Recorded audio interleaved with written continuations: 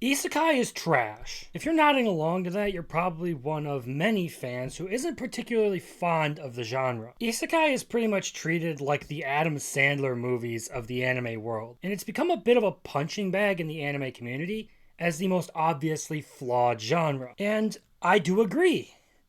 However, I also think that isekai isn't entirely worthless or without its merits. Most of the entries in this genre are by no means the sort of high quality, highbrow entertainment options you're going to find elsewhere, but simply dismissing an entry as nothing more than another isekai is going to mean you're going to miss out on some of the fun. There's a decent bit to enjoy about the genre even once you get into the shit isekai territory. Maybe I should do a tier list at some point. The point I'm making in all of this is that while it may have some of the most inherently obvious problems of all the anime genres, I don't think it has any problems that are particularly unique to its genre.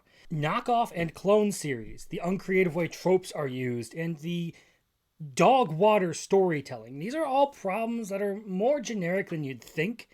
They just happen to be most obvious in isekai. So yeah, a lot of the negative perception is warranted because its problems aren't particularly unique, but they stick out like a sore thumb. And I'm not here to argue that a lot of isekais are just a boatload of dog shit. I'm here to argue that the genre as a whole has some merit and is redeemable. One of the big issues is with pretty much copy-paste knockoffs of more popular series. Everything starts to feel the same. Every story is pretty much just a loser in one life dies and is reincarnated into another world to live his best life. Whether it's that time I got reincarnated as a slime, farming life in another world, or Black Summoner, they all have generally the same core structure and the same premise. The reincarnated gets some obscene level of power, all the hot bitches, and gets to live a life of kicking bad guy ass and pretending to be the goody goody two shoes protagonist for the whole series. So much of the isekai genre is the same middling creativity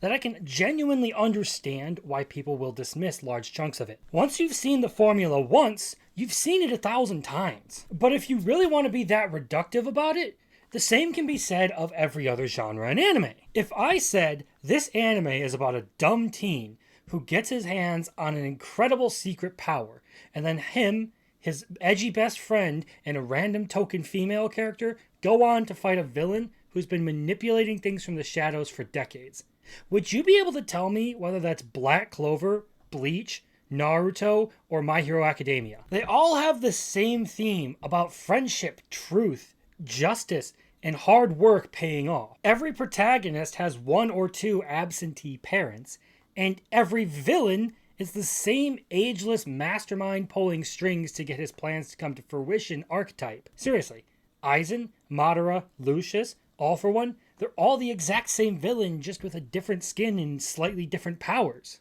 Romance anime is kind of the same way. The guy is generally some boring, talentless nobody who gets in touch with the popular girl in class, and all of a sudden... Generally, when anime finds something that works, it spams the shit out of it.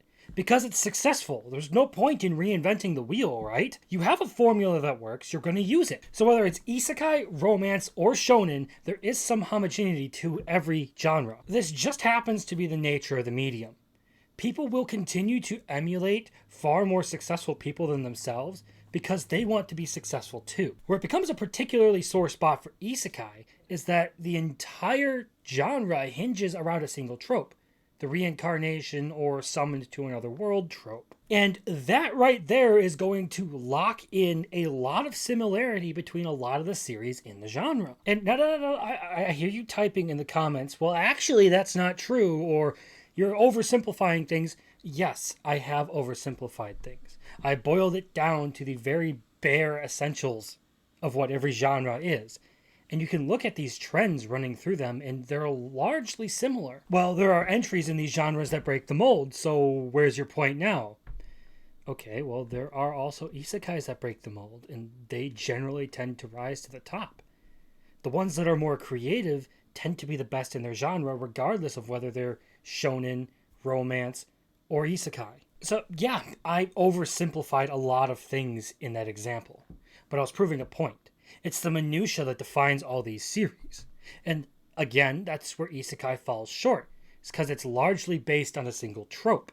And from there, it's already limited your creative choices as to what you can do and still have audience believe in the story. A lot of isekais don't take enough time to distinguish their world from that of another. That is where the problem lies. So, yeah, I don't think Black Clover, Naruto, My Hero Academia, and Bleach are all exactly the same.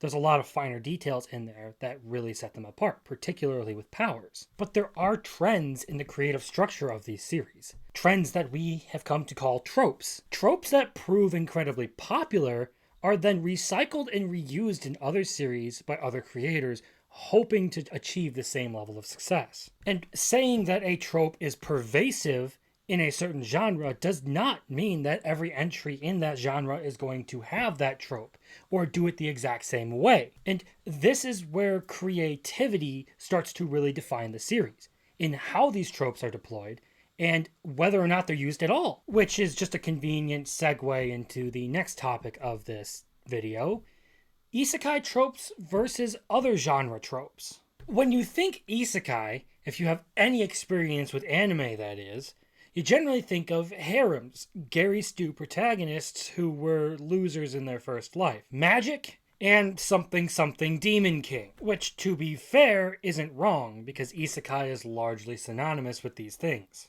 This is where the problem of isekai tropes plays into the cloning of anime. The poor deployment of tropes and the lack of creativity in the way they're used leads to large-scale homogeneity. A lot of bottom-tier isekai series are very uncreative, synopsis-titled blobs of mass-produced slop that make no effort to capitalize on unique takes and creative changes to the standard formula, and are only compounded by bad to mediocre writing that wasn't taken seriously enough. The whole reason The Eminence in Shadow has become the king of trash isekai is because it adds in the hilarious element of Sid being woefully unaware of just how real his delusions are becoming. The Eminence in Shadow also makes some small deviations to the magic system. It's no longer about casting lightning or fire spells, but magic is used to enhance physical traits. That's all. After that, though, there's no deviation from the standard isekai formula.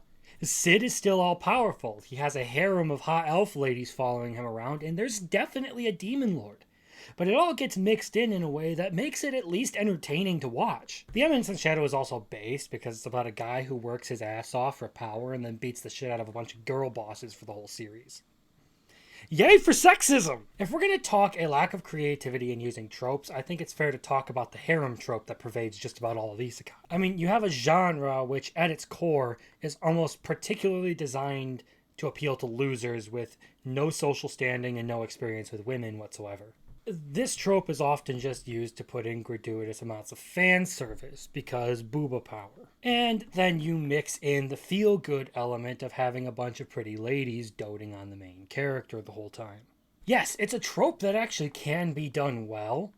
It's just not a lot of writers are willing to give it the time to do it properly. They rush into the series, pile in a bunch of isekai tropes, and hope to profit off of it. If we're talking about isekai harems that are well done, then Jobless Reincarnation and ReZero come to mind. In the case of ReZero, Subaru's various relationships with different women across the series proves to be a bit of a sticky subject, and one that can actually come in handy for them politically more often than you'd think. Subaru being on good terms with the female leaders of opposing factions proves to be a beneficial thing because he's able to enlist their help at times. The downside of his propensity to earn these sorts of relationships is the nickname that he ends up getting, which he is not very fond of. Meanwhile, each girl that Rudius attempts to romance brings with her some sort of major character or plot development. The time he spends under the tutelage of his magic mentor Roxy helps him decide to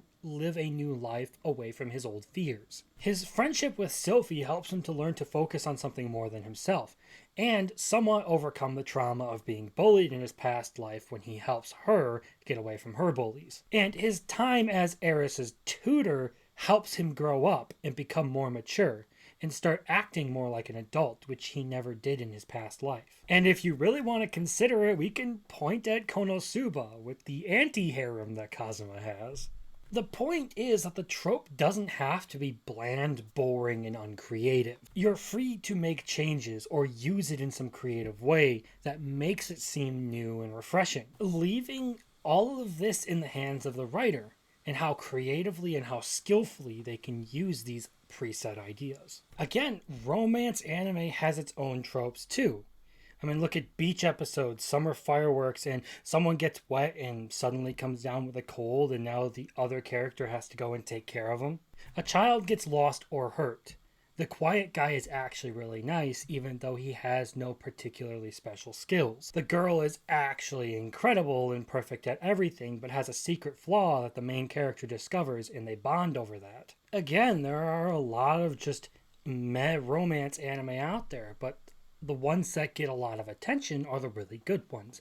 The ones that tend to be incredibly creative and take a little time and make a little effort to distinguish themselves. See My Dress Up Darling and Love is War if you're really looking for examples of well-structured romance anime. I mean, I already mentioned a lot of the shonen tropes with the protagonists, the antagonists, the powers. Another one that I personally hate is training arcs because they're largely boring, never really advance the story much, and by the end you feel like you could have skipped them. Yet another reason I'm not looking forward to the next season of Demon Slayer. What I'm saying here is that it isn't inherently isekai or its tropes that make it a hot mess of bad fiction. The problem with isekai is that it gets flooded with shit writings because mediocre writers find it really easy to just copy the formula of the last guy and give their try at it.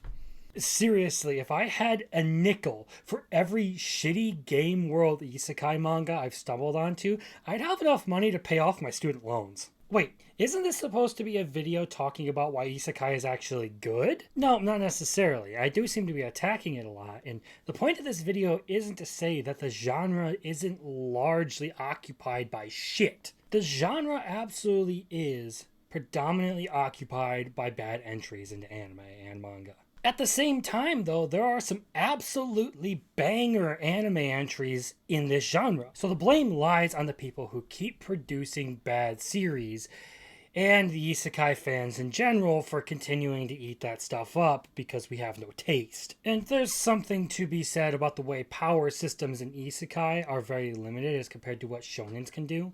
You see all sorts of different things in shonens with like stands, jutsu, nen, magic. You get the point. Once you get into isekai, the power system is almost predominantly magic. So finding a way to overcome the monotony of just more magic and more magic and more magic becomes a bit difficult. But it's really not an issue if you're really willing to put the effort in and think your way through it and come up with something that's creative and different and nuanced. That's why the systems of ReZero, Jobless Reincarnation, and Overlord are so much more interesting than 90% of the genre. They actually take some time to put some thought into the way magic works and the way the powers are given out and what they actually do. You see what I'm getting at here? A little bit of creativity can make anything work. Overall, though, isekai is a very weird genre because it's simultaneously some of the best and worst anime I have ever watched. Which, again, goes to show that it isn't particularly a problem with the genre, but with the kind of writers it attracts. So, hear me out. I'll say it again.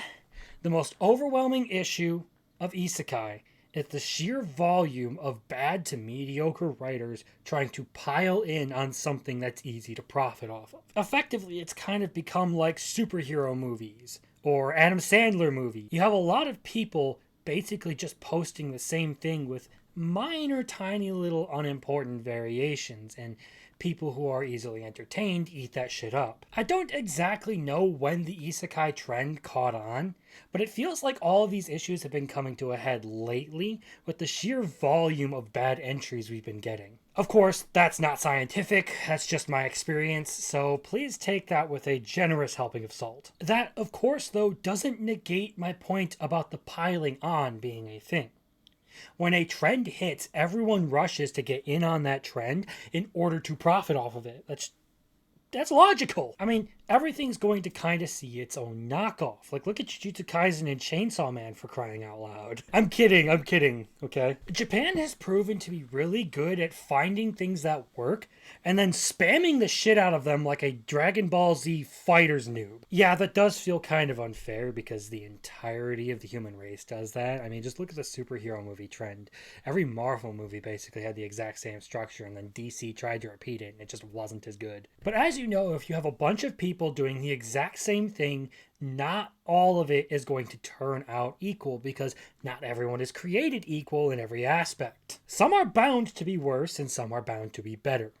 And some are bound to just get lost in the middle of mediocrity. Look, regardless of the history of Isekai, the obvious result of all the events in it is that Isekai has become a dumping ground for writers with unfulfilled fantasies looking to get a piece of that Issa pie. That's how you end up with all of these knockoff versions of Overlord and Shield Hero. When something sees big success, it will invariably see a copy of itself, and that is what has resulted in the oversaturation of bad isekai. So let's just assume for a second that I'm right about all of this and that you don't disagree, because you don't.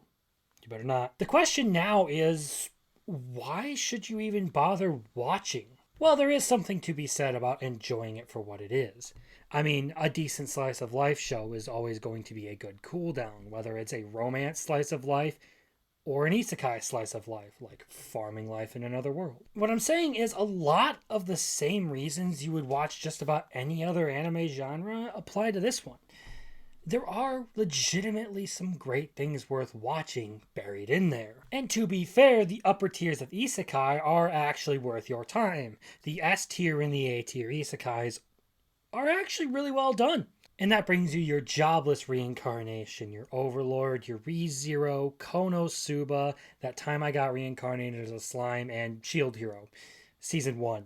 We don't talk about Season 2. All of the ones I just mentioned are thoughtfully written pieces of fiction that are actually very entertaining. They're tales of second chances and overcoming, political intrigue and founding empires, redemption and revenge, finding purpose in a new life, and self-worth and self-improvement. Even beyond that, getting into some of the more low-tier stuff on the list, there's still an argument for why it's worth enjoying.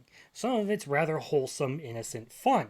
Just something you can relax to, like one I've mentioned a couple of times, farming life in another world. Of course, at this point, the ones that are worth watching aren't masquerading as some masterful piece of fiction. They're just there, still well thought out enough to be entertaining, but maybe not given as much thought as the upper levels. And sometimes it's just fun to watch the power fantasies like the Eminence in Shadow. Why wouldn't I want to watch a guy body a bunch of cocky old pricks and annoying girl bosses the whole time? Sometimes it's just dumb fun that you find. Something that is objectively bad or stupid that you still find some entertainment out of. And sometimes you find something that's so objectively bad, you laugh your ass off that someone thought it was good. Now that last one might just be my personal kink. Isekai really does have some excellent stories to tell. It's just a shame that there's so many shitty writers clogging up the pipeline. See, one of the things I've noticed about the isekai genre is it presents a really good opportunity to embody the idea of escapism, which is what all fiction really is. At its core, isekai is generally about getting away from the mundane, frustrating, and sad parts of life, which is why you turn to fiction to begin with, to get away. I also think isekai provides a great staging ground for stories about redemption, self-reflection, and second chances. The genre is inherently structured around that second chance at life storytelling, where the character has an opportunity to correct the mistakes of their past, to come to terms with life itself, or to push through the things that are holding them back and make a better life. It embodies all of these concepts more naturally in a way I think that a lot of other genres just don't. And that's not to say that you can't tell excellent stories of the same kind in other genres. I'm just saying that the natural structure of isekai tends to lend itself more to that kind of stuff. Yes, there are a boatload of bad isekais out there, but sometimes you get surprised with something that's really well structured and really entertaining. Sometimes it's peculiar but very small changes to the isekai formula that make them much more appealing. Sometimes you discover a really well crafted story in the mix. And sometimes you step in the dog turd that is your standard watered down harem isekai. The sad reality is that the dark underside of isekai, with all its bad entries, weighs more on the public opinion than the good side of isekai with all its great entries. And of course, after all of this, you should take into account that I'm an American here commenting on Japanese fiction written for the Japanese, so there is a little bit of cultural difference in the way things are perceived. I still feel like I'm qualified to comment on fiction, regardless of where it originated from, and talk about things that I see as potential problems. But isekai having bad entries is just the way of life.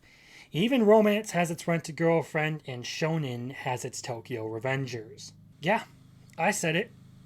Go ahead, cry about it, see what I care. But that's more than enough out of me, so thank you for your time. I hope you have a great rest of your day, and consider liking and subscribing.